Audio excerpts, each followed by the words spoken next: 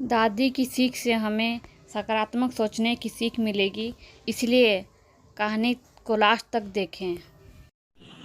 एक खेत में एक लड़की और उसकी दादी काम कर रही थी।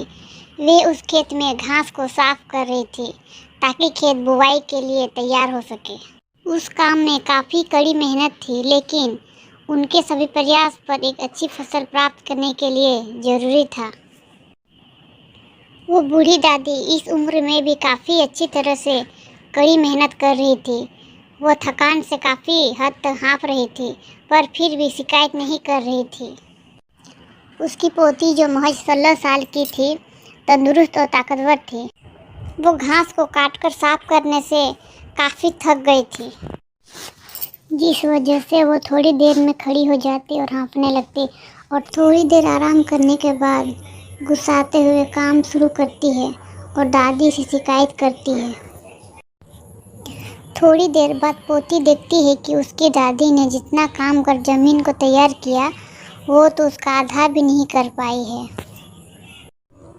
पोती अपने दादी से पूछती है, दादी, आप जब इतने बूढ़े हैं फिर भी आपने मुझसे ज़्यादा काम कैसे किया?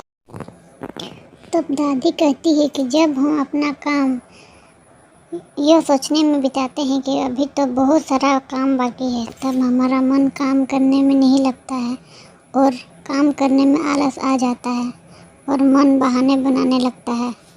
और हम जब अपने दिमाग को नकारात्मक विचारों पर ज़्यादा सोचने लगते हैं तो उस काम को करने का हमारा मन नहीं करता है।